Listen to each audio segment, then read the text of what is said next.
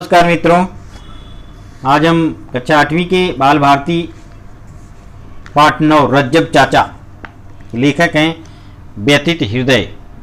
पहले लेखक परिचय। व्यतीत हृदय जी प्रसिद्ध कथाकार के रूप में जाने जाते हैं। आपकी कहानियाँ ज्ञानवर्धक, शिक्षाप्रद होने के साथ साथ अत्यंत रोमांचक भी हैं। प्रमुख कृतियाँ: उपनिषदों की श्रेष्ठ कहानियाँ, जीवन रश्मियाँ, भारत छोड़ो, मनुष्य जो देवता बन गए आदि। गद्य संबंधी प्रस्तुत कहानी में कथाकार ने पारंपरिक हुनर, ग्रामीण सामाजिक ताना बाना, आपसी प्रेम, सद्भाव, धार्मिक सहिष्णुता, भाईचारा आदि का बड़ा ही मार्मिक वर्णन किया है।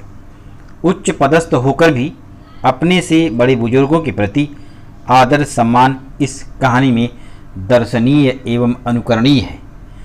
मौलिक सृजन प्रकृति का नियम है, परिवर्तन विषय पर अपने विचार लिखो।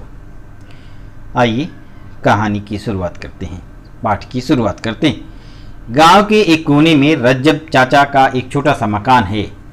संध्या, सवेरे, दोपहर जब जाओ वे अपने बरामदे में बैठकर कपड़े सीते हुए मिलते हैं। यदि उनसे कोई कहता है कि रज्जब चाचा आप थोड़ी देर के लिए विश्राम क्यों नहीं कर लेते, तो वे कहते हैं कि जिंदगी विश्राम करने के लिए नहीं, काम करने के लिए मिली है। 7-8 गांव के बीच में रज्जब चाचा ही एक ऐसे हैं जो सिलाई का काम करते हैं।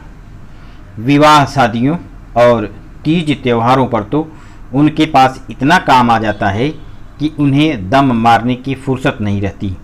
वे रात भर अपने पूरे परिवार के साथ जुटे रहते हैं, फिर भी काम निपटा नहीं पाते।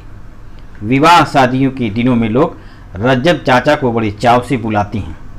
यदि वे स्वयं जोड़ा जामा पहनाने के लिए न जाएं, तो उनके प्रेमी बुरा मानते हैं और फिर उन्हें उसके लिए उलाहना देते हैं। जोड़ा जामा पहनाने में रज्जब चाचा को घाटा नहीं होता, क्योंकि लोग उन्हें नेग में ऐसी रकम दे देते हैं जो निश्चित रूप से उनके पारिश्रमिक से अधिक होती है। 75 को पार कर गए हैं, अब भी सुई के छेद में बिना चश्मे के ही धागा डाल लेते हैं। लंबा अंगरखा पहनते हैं, सिर पर सादी टोपी लगाते हैं। घर पर रहते हैं तो पैरों में लकड़ी की चट्टी पहनते हैं और कहीं जाना होता है तो पैरों में मोटे चमड़े की चप्पलें डाल लेते हैं। रज्जब चाचा ने जब से होश संभाला तब से ही वे बरामदे में बैठकर कपड़े सीते चले आ रहे हैं। युग बदल गया, लोग धरती पर से चंद्रलोक में चले गए, पर रज्जब चाचा की मशीन में परिवर्तन नहीं हुआ। वही छोटी मशीन जो उनके बचपन में थी आज भी उनके पास है। रज्जब चाचा के समान वह भी बड़ी तेजी से चलती है, बड़ी तेज चलती है। यदि कभी वह बिगड़ जाती है तो रज्जब चाचा उसे अपने हाथों से ठीक कर लेते हैं। वे कहते हैं इस मशीन से उन्हें बड़ा लगाव है। इसके साथ रहते हुए उन्होंने अपनी ज़िंदगी के उतार चढ़ाव के बहुत से दिन देखे हैं। रज्जब चाचा का घर अपने गांव में अपने मजहब का अकेला घर है। पूरा गांव हिंदुओं का है, पर रज्जब चाचा कभी ऐसा अनुभव नहीं करते कि वे गांव में अकेले हैं। पूरे गांव को अपना कुनबा और पूरे गांव के धर्म को अपना मजहब मानते हैं। गांव के छोटे बड़े सभी लोग उनका बड़ा आदर करते हैं। गांव में जब भी किसी बात पर झगड़ा खड़ा होता है, रज्जब चाचा पहले बुलाए जाते हैं। रज्जब चाचा किसी भी मामले के संबंध में जो कुछ निर्णय कर देते हैं, फिर किसी में साहस नहीं होता कि वह उसे बदले या न माने। अपने गांव में ही नहीं, दूर दूर के दूसरे गांव में भी रज्जब चाचा की बड़ी प्रतिष्ठा है। वे जहां कहीं भी पहुंच जाते हैं, लोग बड़े प्रेम से उनका आदर सम्मान करते हैं। होली, दिवाली और दशहरे पर दूर दूर के घरों से उनके पास पकवान पहुंचते हैं। वे स्वयं भी ईद, बकरीद आदि के अवसरों पर बहुत से लोगों के पास सेवइयां और मिठाइयां भेजा करते हैं। रज्जब चाचा के जवानी के दिन थे। गांव के ठाकुर सूरज भान के लड़के का विवाह था। सूरज भान का लड़का माता प्रसाद गौरवर्ण का हंसमुख, सुशील और पढ़ा लिखा युवक था। रज्जब चाचा बड़े चाव से विवाह का जोड़ा जामा लेकर ठाकुर के आंगन में पहनाने के लिए उपस्थित हुए थे। रज्जब चाचा ने जब अपने हाथों से दूल्हे को जोड़ा जामा पहनाकर उसे तैयार किया तो ठाकुर की बाँछें खिल गईं। ठाकुर बाग बाग होकर बोल उठे, रज्जब चाचा, तुमने तो कमाल कर दिया। तुम्हारे बनाए हुए जोड़े जामे में तो मेरा बेटा ऐसा फब रहा है मानो इंद्र हो।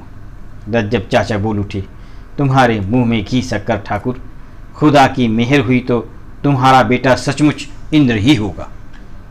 युवक माता प्रसाद ने जब रज्जब चाचा के पैर छुए, रज्जब चाचा ने प्रसन्न होकर उसके सिर पर अपना दाहिना हाथ रखकर कहा, खुदा तुम्हें खुश रखे बेटा, तुम सचमुच इंद्र बनकर अपने देश का नाम रोशन करो। ठाकुर ने प्रसन्न होकर रज्जब चाचा को पूरे 100 रुपये का नोट न्यौछावर में दिया। रज्जब चाचा प्रसन्न होकर आशीर्वाद देते हुए अपने घर चले गए। धीरे धीरे दिन बीतते गए। माता प्रसाद ने वकालत पास की। वह शहर में वकालत करने लगा। कुछ दिनों के पश्चात वह शहर में ही बस गया। ठाकुर साहब की मृत्यु हो गई, पर युग की रफ्तार ने उन पर ही नहीं उनके काम पर भी प्रभाव अवश्य डाला है। काम तो अभी भी उनके पास बहुत आता है, पर अब गांव में बहुत ऐसे लोग पैदा हो गए हैं जो अब अपने कपड़े शहर में सिलवाने लगे हैं। रज्जब चाचा बदलते हुए जमाने की निंदा तो कभी नहीं करते, पर वे जमाने के प्रभाव में आकर अपनेपन को छोड़ना भी पसंद नहीं करते। वे मुसलमान अवश्य हैं, पर वे अपने को किसी से अलग नहीं मानते। उनका कहना है, हिंदू मुसलमान सिख ईसाई तो धरती की देन है, खुदा तो केवल इंसान पैदा करता है। अगहन पौष के दिन थे। रज्जब चाचा की पोती का विवाह था। वे इस विवाह को बड़ी धूमधाम से करना चाहते थे। उनका ख्याल था कि अब शायद वे किसी और के प्रेम विवाह को न देख सकें। नहीं, वे शायद किसी के विवाह को न देख सकें, अतः वे इस विवाह में अपने मन की हर इच्छा को पूरा करना चाहते थे। दोपहर का समय था। रज्जब चाचा अपनी पोती के लिए गहने और कपड़े खरीदने के लिए शहर जा रहे थे। यद्यपि उनके गांव से होकर शहर तक बस जाती थी, पर रज्जब चाचा पैदल ही जा रहे थे। वे पैदल के आदी थे। शहर केवल 7-8 किलोमीटर के फासले पर था। रज्जब चाचा जब शहर के पास पहुंचे तो एक विद्यालय के पास भीड़ भाड़ देखकर रुक गए।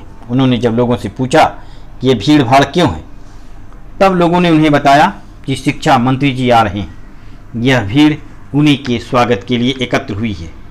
पर रज्जब चाचा को शिक्षा मंत्री से क्या लेना देना। वे उस भीड़ भाड़ की ओर देखते हुए शहर की ओर चल पड़े। जैसे ही वे शहर की ओर मुड़े, दंदनाती हुई एक कार आ पहुंची। रज्जब चाचा ने बड़ी कोशिश की कि वे शीघ्र ही कार के लिए रास्ता छोड़ दें, पर शरीर बूढ़ा होने के कारण उन्हें तो कुछ क्षण तो लग ही गए और कार को रुक जाना पड़ा।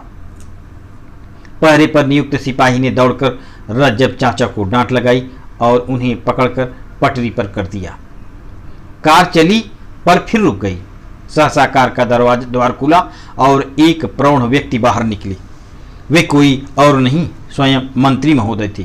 वे किसी और को अवसर न देकर शीघ्र दौड़कर रज्जब चाचा के पास जा पहुंचे। उन्होंने कुछ कदम के फासले से ही पुकारते हुए कहा, रज्जब चाचा, रज्जब चाचा। रज्जब चाचा जब तक कुछ कहें न कहें, मंत्री महोदय ने दौड़कर उनके चरण स्पर्श कर लिए। रज्जब चाचा ने बिना पहचाने ही दोनों हाथों से उन्हें पकड़कर अपने सीने से लगा लिया। रज्जब चाचा ने जब उन्हें अपने सीने से लगाते हुए उनकी मुखाकृति को गौर से देखा तो हठात उनके मुख से निकल पड़ा, माता प्रसाद, तुम माता प्रसाद हो? मंत्री महोदय बोल फूटे, हाँ रज्जब चाचा, मैं माता प्रसाद ही हूँ। आपने तो मुझे इंद्र बनने का आशीर्वाद दिया था। रज्जब चाचा की आंखें सजल हो गई। उनकी आंखों से आनंद और प्रसन्नता की बूंदें टपक कर गिरने लगी। उनकी आंखों के आंसू के उत्तर में मंत्री जी की आंखें सजल हो उठी। उन्होंने अपने आंसुओं में बहुत से स्मृति चित्र देखे, फिर कुशल क्षेम और हालचाल। रज्जब चाचा ने उन्हें बताया कि उनकी पोती का विवाह 10 दिसंबर को है। मंत्री महोदय ने अपनी डायरी में 10 दिसंबर के दिन कुछ लिखकर रज्जब चाचा को बड़ी नम्रता से नमस्कार किया और फिर चले गए। रज्जब चाचा ने भी अपनी आंखों से आंसू पोंछते हुए शहर का रास्ता पकड़ा। 10 दिसंबर का दिन था। सूर्य डूब चुका था। रज्जब चाचा अपनी पोती की विवाह के कामकाज को लेकर बहुत व्यस्त थे। उनके पैरों में जैसे विद्युत सी गति पैदा हो गई थी। सहसा एक कार आकर रज्जब चाचा के दरवाजे पर रुकी। रज्जब चाचा ने आश्चर्यचकित होकर कार की ओर देखा। कार का द्वार खोलकर मंत्री माता प्रसाद उतर रहे थे। रज्जब चाचा ने दौड़कर माता प्रसाद को पकड़कर अपनी छाती से लगा लिया। उनके मुख से अपने आप ही निकल पड़ा, अरे बेटा, तुमने क्यों कष्ट किया। रज्जब चाचा की आंखें भर आईं। उन्हें बड़े आदर से अपने बरामदे में ले जाकर कुर्सी पर बिठाया। सारे गांव में बिजली की तरह खबर फैल गई। मंत्री महोदय को उस दिन रात में राजधानी जाना था, अतः उन्होंने शीघ्र ही चाय पानी करके रज्जब चाचा से छुट्टी ली। रज्जब चाचा और गांव के लोग उन्हें कार तक पहुंचाने के लिए आए। मंत्री जी ने रज्जब चाचा के पैरों को छूकर कार में बैठते हुए कहा, चाचा आप क्या करती हैं। रज्जब चाचा ने उत्तर दिया, यही बरामदे में पुरानी मशीन से सिलाई करता हूँ। कुछ दिनों बाद लोगों ने बड़े आश्चर्य के साथ देखा कि रज्जब चाचा की 2 नई मशीनें आ गईं। उन्होंने 2 बेरोजगार युवकों को अपने पास काम पर रख लिया। बाद में गांव वालों को पता चला कि वे मशीनें मंत्री महोदय ने भेजी थीं। अब रज्जब चाचा खूब खुश रहने लगे। इस प्रकार से हमारा यह पाठ समाप्त होता है। धन्यवाद।